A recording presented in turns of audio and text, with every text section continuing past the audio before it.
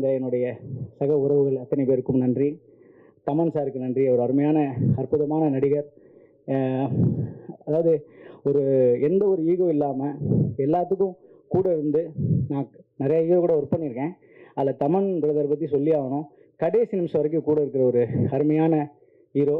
So அதாவது business வரைக்கும் சொல்கிறேன், இன்ன வரைக்கும் அவர் அவ்வளோ சப்போர்ட்டிவாக இருக்கார். ஸோ அதனால் ரொம்ப சந்தோஷமாக இருக்குது எல்லோரும் கூட ஒர்க் பண்ணது. மீடியா நம்மளுடைய ஊடக நண்பர்கள் சகோதரர்கள் கண்டிப்பாக எத்தனையோ பிரபலங்களை நீங்கள் வளர்த்து விட்டதுனால நீங்கள் பிரபலங்களாக இருக்காங்க. இங்கே இருக்கக்கூடிய அத்தனை கலைஞர்களும் உங்களால் உருவாக்கப்படணும்னு ஆசைப்பட்றேன். நான் ஏன் கவிஞரை சொன்னேன்னா, எங்களுக்கு ஸ்பாட்டில் என்டர்டெயின்மெண்ட்டே எங்கள் தமிழ் ஆசிரியர் தான். ஏன்னா எங்கள் தமிழ் ஆசிரியர் எங்களுக்கு பாடம் நடத்ததை தாண்டி இப்போ அவர்கிட்ட கேட்ப சில டவுட்ஸ்லாம் இங்கே கேட்கும்போது, அவர் எப்படிங்க இந்த இன்ஸ்டாகிராமில் இன்பத்தர அதை கொஞ்சம் சொல்லிட்டு இருப்பேன். சரி, அது பாயிண்ட் அவுட் பண்ணி இவர் எழுதுனது நிறைய எழுதியிருக்காரு. ஆனால் இந்த இன்ஸ்டாகிராமில் இன்பம் தரது மட்டும் எப்படி யோசிச்சிங்க அப்படின்னும் போது அதுக்கு ஒரு பெரிய டெஃபினிஷனை கொடுத்தாரு. அவருக்கு இந்த ஆடியோ லான்ச்லாம் பத்தாது. அந்தளவுக்கு ஒரு இளமை, அதாவது ரிட்டையர்ட் ஆக போகிறாரு.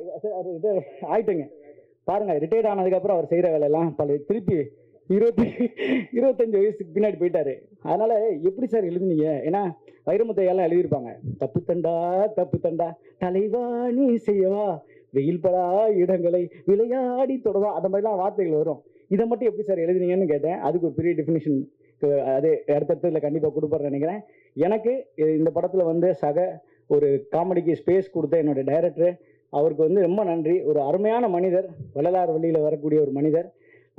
அவரு அவ்வளவு ரொம்ப கஷ்டப்பட்டு, ஏன்னா ஒரு இயக்குனருக்கு படம் கிடைக்கிறது பெரிய விஷயம். அப்படி கிடச்சி ரொம்ப டிரைவராக இருந்து, சினிமாவில் இண்டஸ்ட்ரியில் டிரைவராக இருந்து, இப்போ ஒரு அசிஸ்டன்டாக மாறி அப்புறம் அசோசியேட்டாக மாறி ரொம்ப போராடி இந்த படத்தை அவருக்கு கிடச்சிருக்கு. அதுக்கு அப்படி ஒரு நண்பரை தேர்ந்தெடுத்த எங்கள் தயாரிப்பாளர். அதாவது தயாரிப்பாளர்களில் எத்தனையோ விதமான தயாரிப்பாளர் இருக்காங்க. இங்கே இருக்கிற ஊடக நண்பர்களுக்கே தெரியும், சில பேர் காசு வரும் காசு வராது. ஆனால் எங்கள் தயாரிப்பாளரை பொறுத்தளவு பார்த்தீங்கன்னா, ஒருத்தருக்கு பெண்டிங் கிடையாது.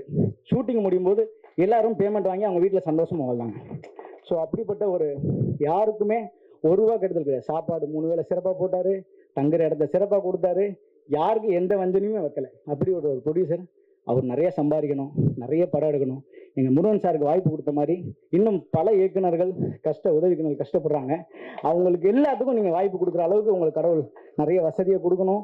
ஏன்னா இண்டஸ்ட்ரி நல்லா இருந்தால் தான், ஒரு தயாரிப்பாளர் நல்லா இருந்தால் தான் எல்லா கிராஃப்ட்டுக்குமே வேலை.